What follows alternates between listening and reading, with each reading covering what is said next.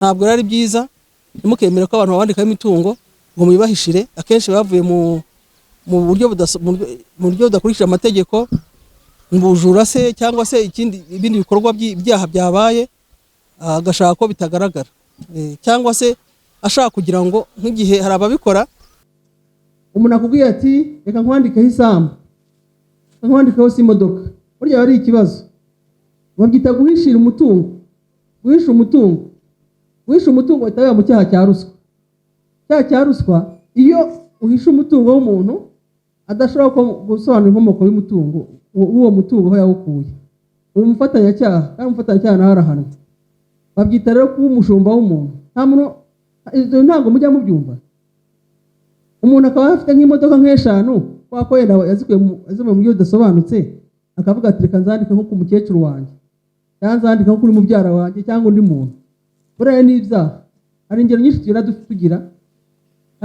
tugira ugasanga umuntu abaturage b'i Burera ku bwanyu ni iki mwari mwiteze cyangwa mukurikije n'ibibazo mwakiriye mwabonye byifashe gute? Twasuye Burera n'ibyo muri gahunda yo gukumira no kurwanya akarengane aho turi mu murenge wa Gahunga twahitangirije gahunda imara icyumweru aho tugana n'abaturage ariko twakira n'ibibazo byabo. Ishusho rusange y'ibibazo uko twabibonye navuga ko ari ibibazo bijyanye n'imitangire ya serivisi mu by'ukuri ni makimbirane ubona ashingiye harimo ay'ubutaka ariko harimo n'ibindi bibazo usanga byaragejejwe ku nzego z'ubuyobozi. Urugero nk'umuntu agomba guhabwa ejo heza bakamubwira ko yayihawe akaba ko ntawe yabonye. Ibyo ni ibintu ushobora kureba muri systeme kumenya ko amafaranga yasohotse cyangwa atasohotse. Ikindi ubuyobozi bagomba gukorera umuturage ubuvugizi mu gihe ikibazo kireba urundi rwego. Urugero niba ejo heza yaragombaga kureba bava ko amafaranga yasohotse bari gukorana n'ikigo kibishinzwe nuvuga ngo nimba ari Airtel cyangwa MTN bakaraba mu by'ukuri koko amafaranga nimba yarasohotse kuri iyo telefone ye. Ikindi nuko ubona hari ibibazo bisa n'ibimaze igihe ariko ubona bito mu by'ukuri bijyanye n'imitangire ya serivisi nk'ubutaka. Nk'uwagurishije ubutaka akaba umunsi agifite akajeto ntibahinduranye umutungo usanga mu by'ukuri ubuyobozi mu nteko z'abaturage byanze bikunze ntabwo ibibazo bigaragaye uyu munsi bari ibibazo bimaze iminsi usanga abayobozi babizi. Nuvuga ngo mu mitangire ya serivisi niba uyu munsi hari umuntu ugifite ikibazo cy'ubutaka amasezerano y'ubugure icyo ubuyobozi bugomba gukora ni ukubafasha mu guhinduranya. Rero twabonye mu by'ukuri nta bibazo bikomeye mu by'ukuri navuga ngo biri aha ngaha mu murenge wa Gahunga turi ni ibibazo bisanzwe by'amakimbirane ariko ubona mu by'ukuri abaturage begerewe neza byakemuka ntibirinde no kumara igihe ko biraga ko ikibazo bizwi ko usanga bimaze iminsi kandi ibibazo ubona bito mu by'ukuri uvuga ngo umuntu ngo yantwaye ishyamba ryanjye umuntu yantwaye amabuye yanjye ibibazo mu by'ukuri usanga ari byo nyine mu giturage abaturage baba bafite ariko byoroshye mu gukemura mu by'ukuri bireba inzego z'ibanze mu by'ukuri. Mu bikomojeho munasoza ariko nk'uko bigaragara aho mugeze usanga hari abantu benshi bagaragaza ibibazo rimwe rimwe mugasanga n'ibyakwiye kuba bikemukira hasi nyamara umuntu aje ari wenyine mwe mudahari ntabwo ibibazo bingana gutya yabibona. Ni uwuhe mukoro muha abayobozi bo mu nzego z'ibanze? Umukoro duha abayobozi mu nzego z'ibanze icya mbere ni ukumenya urutonde rw'ibibazo biba bihari. Ntuvuge ngo ni ikibazo cya kana ko bakingejejeho kugira ngo uzamenye nuko begera nuko babegera hakaba umunsi wo gukemura ibibazo. Ubundi inteko z'abaturage zihawe ingufu mu by'ukuri byaba umwanya wo gukemura ibyo bibazo kuko umuyobozi agomba kwegera umuturage. Iyo utamwegereye rero nka buri hari ibibazo nk'ubu hari bigomba kujya mu buhuza ntabwo bahora mu nkiko mu by'ukuri mu buhuza n'abantu bafite ibintu by'umirima hari abavuga ngo bagabanya imirima ubyo yarabagabanyije ariko ntemberanya ku mbibi nk'icyo ni ikibazo ukemura uko wagiye kuri tere ndetse inteko y'abaturage ikarebera aho ikibazo kiri. Mbona rero umukoro ukomeye ni ukuvuga ngo inzego nizimanuka abantu bamanuka begera abaturage. Ikindi inteko z'abaturage zibyaza umusaruro ariko nanone himakazwa ubuhuza kuko biraga ko hari amakimbirane menshi mu miryango iyo radakemutse avamo ibibazo bikomeye cyane byo kugirana nabi. Twumva rero hano nanone hari ibibazo byagiye byakirwa nko kuvuga ngo icyangombwa cy'ubutaka mu by'ukuri hari barandi b'umurenge hari ab'akarere byanze bikunze bya bibazo bizwi niba tuvuze ngo mubahe icyangombwa ati rero tuzajyayo nuko bagombye kuba barabikoze n'ubundi natuvuze ngo mujye mu buhuza muhuza abo bantu mujye ikibazo kiri mujye aho hari imirima byagombye kuba byarakozwe icyo rero twavuga nuko cya mbere guha ubwihutirwe ibibazo by'abaturage kubishyira mu by'ingenzi bigomba gukorwa.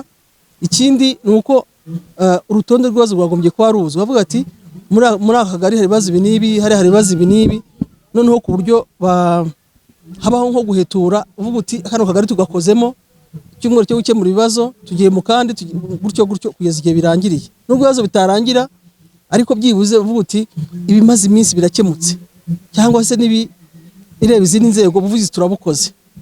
Mu butumwa mwatanze nk'urwego rukuru mwagarutse ku ijambo umushumba bisa n'ibireba igihugu cyose n'izihe nama cyangwa se murabwira iki abantu bandikwaho imitungo batazi inkomoko yayo kubera kwishimisha inyungu tw'igihe gitoya cyangwa n'ababikoreshwa kubera ko ari urwego rwo hejuru rubibakoresheje mukurikije experience ntaragira kuri icyo ngicyo reka ngaruka ku kintu gikunze kuba hano muri kano karere bita urunguzi n'amabanki Lambert mwabonyemo harimo mu byo twakiriye no hari birimo aba ko umuntu yagiye akabona baje umukecuru akavuga ati nagiye kubona nkabona baza bateza imitungo yanjye kandi ntabizi ukuvuga ngo usanga abantu aho kujya muri za sako ngo baka amafaranga ayaka umuntu wa muntu bakareka ko baguze umurima cyangwa se inzu igihe cyazagera bakaza bakabiteza nkaho cyangwa se bakabitwara bakabigurisha nkaho ari ibyabo mu by'ukuri kandi ari amafaranga yamugurije ariko kuko bakiraho inyungu nyinshi yenda ntashobore kubyishyura. Tubona rero ari ibibazo no mu nkiko birimo byinshi cyane ibyo ngibyo rero tubwira abaturage nimba ukeneye ideni gana sako gana ikigo cy'imari usaba amafaranga make ushobora kwishyura wishyure uzasubireyo kuko ni inyungu ya 2% si menshi. Sako baca 2% mu gihe mu by'urunguzi ashobora no guca 30% ku kwezi. Icyo rero ni ikibazo tugira ngo tuvugeho. Ikindi cy'abashumba no kuvuga ngo abantu baragiye imitungo itari yabo cyangwa abantu bashoka bakandika imitungo nacyo ni ikibazo kuko umutungo n'uw'umuntu ntabwo yagombye kwandika ku wundi. Igihe rero umuntu umwanditse w'umutungo igihe bizamenyekana no kuvuga ngo ufite umutungo nawe udashobora gusobanura inkomoko yawo biza rero mu byaha bya ruswa igihano nko twavuze ni imyaka 5 kugeza kuri 7 y'igifungo ni hazaba ikubye inshuro 3 kugeza kuri 5 y'uwo mutungo. Nuvuga ngo uwo muntu y'umutungo waguhisha bazakurikiranwa nawe ukurikiranwa. Ntabwo ari byiza nimukemera ko abantu babandika imitungo ngo muyibahishire akenshi bavuye mu buryo budakurikije amategeko mu bujura se cyangwa se ibindi bikorwa by'ibyaha byabaye agashaka ko bitagaragara cyangwa se ashaka kugira ngo nk'igihe hari ababikora nk'igihe cyo nimba ari nk'umugabo n'umugore bashakanye umugabo akajya agura imitungo ku ruhande akayandika ku bandi bantu none igihe bazatandukana akaba yibitseho ku ruhande. Ibyo nabyo birahari ni kimwe n'ibyo nari maze kuvuga nabyo ni ibyaha mu by'ukuri numva ari ibyo ngibyo muri rusange. Nimugira icyo ubutumwa bukomeye mwitse cyane ku bayobozi mu gutanga serivisi kuko amugane nk'uko mugenzi wanjye yagize kubivuga urabona abaturage ibibazo byakaye bikemurwa n'abayobozi birategereza yuko ari mwe muza kandi nyamara mu by'ukuri byakaye bikemuka hasi mu midugudu mu tugari mu mirenge. Icya mbere ubutumwa utanga nuko igihugu cyacu ubuyobozi bw'igihugu cyacu bwashyize imbere iterambere rishingiye ku muturage. Iterambere rishingiye ku muturage ntabwo ryabaho adakemura ibibazo ntabwo byabaho hadahawe serivisi yihuta ko serivisi yihuse serivisi itanzwe neza ituma abaturage bakora imirimo y'iterambere bajya mu bikorwa bibateza imbere no kwirirwa basiragira mu nzego. Nanone ikindi ibyo byose iyo bidakozwe ku gihe serivisi idatanze ku gihe ni icyo gikomeye cya ruswa kuko niba umuntu ahora asiragira uzaze ejo uzagaruke ejo bundi ukongera ugasubirayo umwaka ugashinda ukaza amaherezo biba biganisha aho ngaho. Niyo umuyobozi atayimwatse umuturage ashobora kuvuga ati buriya nicyo ashaka nta kindi rimwe n'umwe akanayitanga atanabitekerezaga rero duharanire gutanga serivisi nziza ku baturage, by'umwihariko dukemura ibibazo byabo, tubegera aho batuye mu midugudu yabo, ndetse duha agaciro inteko z'abaturage zikadufasha gukemura ibibazo. Ikindi ni uko bamaje ubundi bashyizweho kugira ngo bafashe abaturage batishoboye, ubundi bagombye kuba bakurikirana bakamenya hari intege nkeya ku buryo bafasha abaturage ndetse n'ubuyobozi gukemura ibibazo. Ngira ngo ubu ngubu abantu igisabwa mu by'ukuri ku muyobozi, umuturage, iyo tuvuze umuturage ku isonga nicyo bivuga, umuturage wakemura ikibazo, umuturage uteye imbere, umuturage ufite serivisi mu nzego zitandukanye, ari ubuzima, ari amashuri, ari amashuri y'abana, ndetse n'ibyo bibazo bishobora kumudindiza mu iterambere rye. Tubihe umwanya rero tubikemure, ikindi tujye tubegera kurushaho, nicyo gikomeye cyane. Ikindi bamenye yuko buri rwego rufite inshingano zarwo, izi nzego kuva ku mudugudu, ku kagari, ku murenge, ku karere, ku rwego rw'intara n'izindi nzego. Ntabwo rero mu by'ukuri abaturage baya bazana, navuga ibibazo byagombye kuba byarakemura izindi nzego, byagombye kuba byararangiye, kuko icyo gihe bavuga ko izo nzego zitakoze akazi kazo, none ugasanga izindi nzego bigejejeho ibibazo byabaye byinshi cyane, bigafata n'umwanya mu kubikemura. Akoze namwe bikemuye cyangwa se bitabikemuye neza ko bigomba gukemuka. Muri urwo rwego rw'umuvunyi rushobora gusaba urukiko rw'ikirenga gusubiramo imanza ku mpamvu z'akarengane igihe umwe mu baburanyi abona ko urubanza rwabayemo akarengane, ariko amategeko afite uko yabiteganyije. Gusubirishamo urubanza ku mpamvu z'akarengane bisaba ko umuntu aba yakurikije inzira zose z'inkiko, akagera ku bujurire, ndetse bikajya no mu karengane mu rukiko. Ariko itegeko ryateganyije yuko igihe umuntu urubanza rwabayemo ruswa ariko umucamanza yahamijwe, bigatuma bigira ingaruka ku migirize y'urubanza, icyo gihe ashobora kuruzana rugasubirwa ku rwego rw'umuvunyi, ugasaba urukiko rw'ikirenga ko urwo rubanza rwasubirwamo ku mpamvu z'akarengane. Nanone hari kuba urubanza rudashobora kurangizwa kubera imiterere yarwo, rurimo ubutaka, rurimo n'ikawa. Ntabwo waba gusa ngo nzavuga ku butaka, ikawa kandi zarateye kuri ubwo butaka ntugire icyo uvugaho. Aho rero ni ingero zimwe njyamba. Gusubisha amanza ku mpamvu z'akarengane ni igihe umucamanza yirengagije amategeko mu buryo bugaragarira buri wese. Uburana ugomba kubigaragaza, nimba hari ibyo wagaragaje nk'ibimenyetso bititaweho, cyangwa se barabitanze umucamanza ntabiha agaciro, cyangwa se igihe urubanza rwabanyemo ikimenyane cyangwa ukene wabo. Ubundi umucamanza abujijwe guca urubanza ku bantu bafitanye isano. Ntiyaca urubanza rw'umuvandimwe we, wa sebukwe, cyangwa rw'inshuti ye, cyangwa se igihe ikibazo gifitemo inyungu, icyo gihe yikura mu rubanza. Ariko nawe muburanyi ufite uburenganzira bwo kwihana umucamanza igihe ubona ashobora kutagucira urubanza neza, kutaguha ubutabera.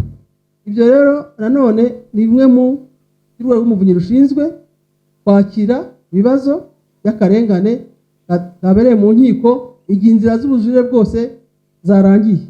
Nanone navuga ko gusubisha imanza ku mpamvu z'akarengane ni uburyo budasanzwe, ni ubudasa bw'igihugu cyacu, kuko niho honyine biba mu Rwanda, aho urukiko rwarangije inzira zose, hakaba urundi rwego rubangwa ariko ngo turabonamo akarengane, mwongere musuzume murebe.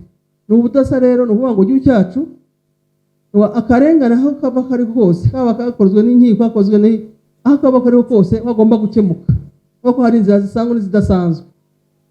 Hanyuma nanone urwego rw'umuvunyi rwakira imenyekanishamutungo ry'abayobozi. Ni ukuvuga ngo umuntu wese uri mu nzego z'ubuyobozi kugeza no ku kagari yemwe asabwa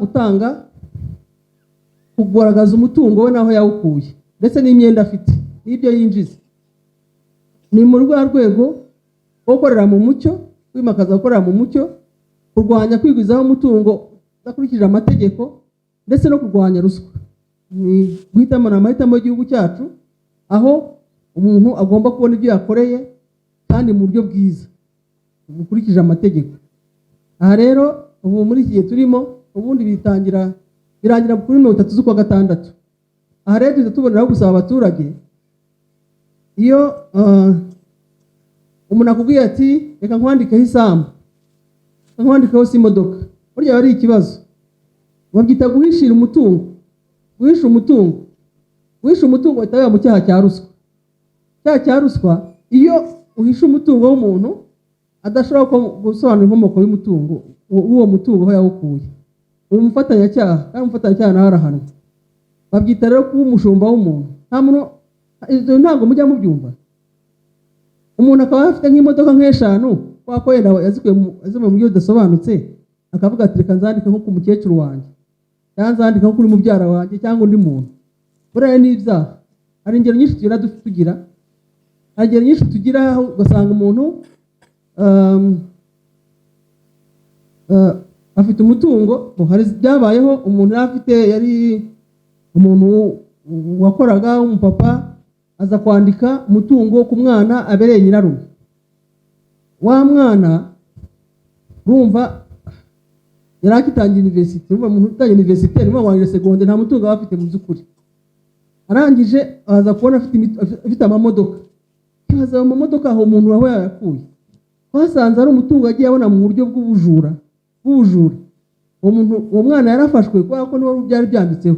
Ariko nyine birabwa by'akarengane byashyize biza mu karengane, ubwo yavuze ati yagaragaje yuko mu by'ukuri atamenye yuko uwo mutungo nawufite. Yamwatsiranga muntu uba akiri mutoya ajya kubimwandikaho, umwana atabizi. Ni byo twabwira ko kwandika, kwemera kuba umushumba w'umuntu ni amakosa, sibyo? Umushumba no kuvuga ngo kugira imitungo itari yawe.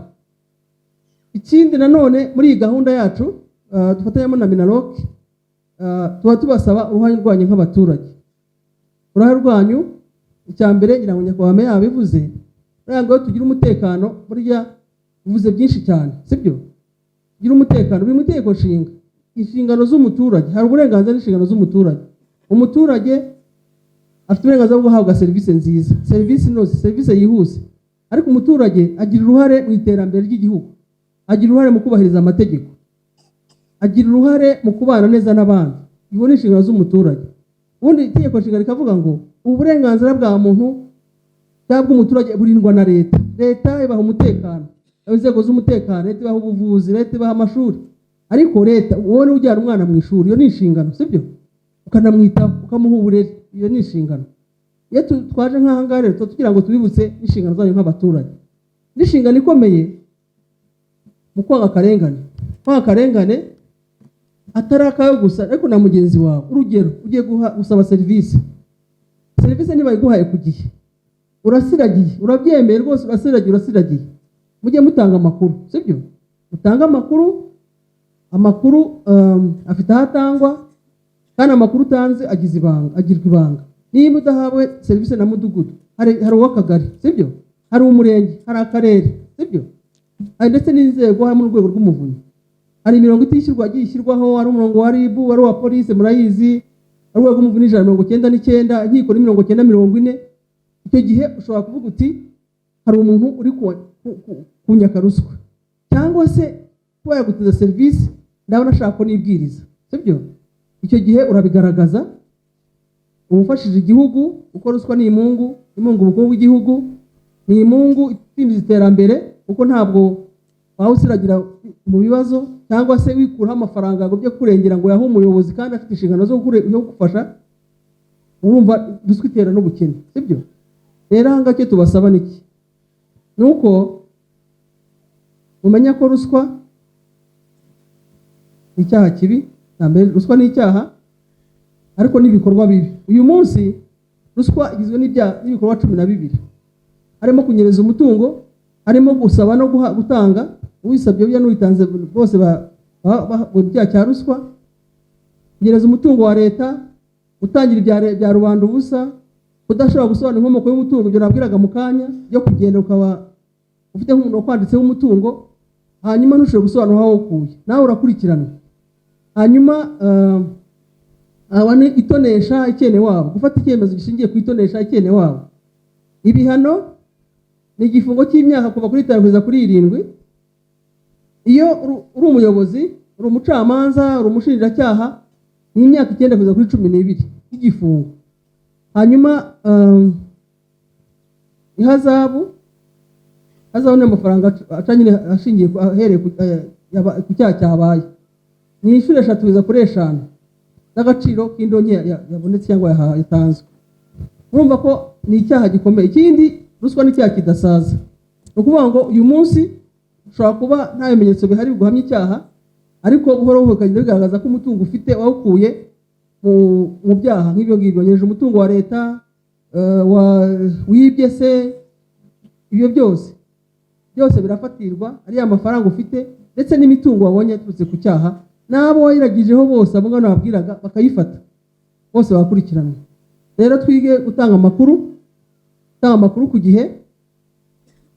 Bavuze ayo umutekano ariko gutanga amakuru burya ruswa ibangamira umutekano nayo, kuko bashobora kukubwira ati reka nguhaka ndebe icyo nguhereza manuka ahangaha njye hano kuri umurenge icyo nikorera, sibyo? Ruswa nayo ibangamira umutekano w'igihugu. Ruswa ni mbi cyane. Rero ugira uruhare mu gutanga ayo makuru, tugira uruhare mu kwirinda kuyitanga, tumenya ko guhabwa serivisi nziza ari uburenganzira bwacu, sibyo? Ibyo abaturage beza guhabwa serivisi ni uburenganzira bwanyu, serivisi nziza yihuse, sibyo? Kandi inoze, igihe itatanzwe mugomba kubigaragaza, ariko n'icyo ubuyobozi bwacu bushyize imbere. Niyo mpamvu nk'uko tuba twamanutse aho n'inzego ziba zamanutse, twe tugashyira hamwe, ufite ikibazo akakigaragaza kigakemurwa, ndetse mukajya mwitabira inteko z'abaturage n'inama y'umuryango, sibyo? Ziriya nzego ziba zarashyizweho ni izanyu, sibyo? Inteko y'abaturage igamije kugira ngo havugirwemo ibibazo, muganire kuri gahunda z'iterambere, ariko n'ibibazo mwaba mufite bikemuke, ndetse mutangemo n'ibitekerezo biganisha ku iterambere. Kugira ngo uyu munsi ubu turi mu mirenge 5, tuzakora hano cyumweru cyose kugeza ku wa 4, ubundi tuza ku wa 5. Ariko 5 wari umunsi wo guhura n'akarere n'inzego zo mu karere n'abagize b'imirenge, kureba ibibazo byagiye bigaragara mu mirenge no kubuha umurongo w'uburyo ugomba gukemukamo. Buri kibazo cyose twakiriye kiba kigomba gukemuka.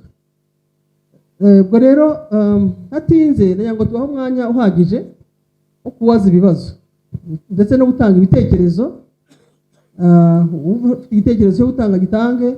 Bona hari inzego zitandukanye hano turi kumwe, mwisanzure mutubwire. Hanyuma Representative Murenge yadufasha kuyobora uko muza gufata ijambo. Hanyuma nanone nagira mbashimire ko mwaje nyine tukaba turi kumwe kuri igicamunsi, ariko nongera no gushimira n'itorero ryadusurukije. Mwakoze cyane, mubamera amashyi.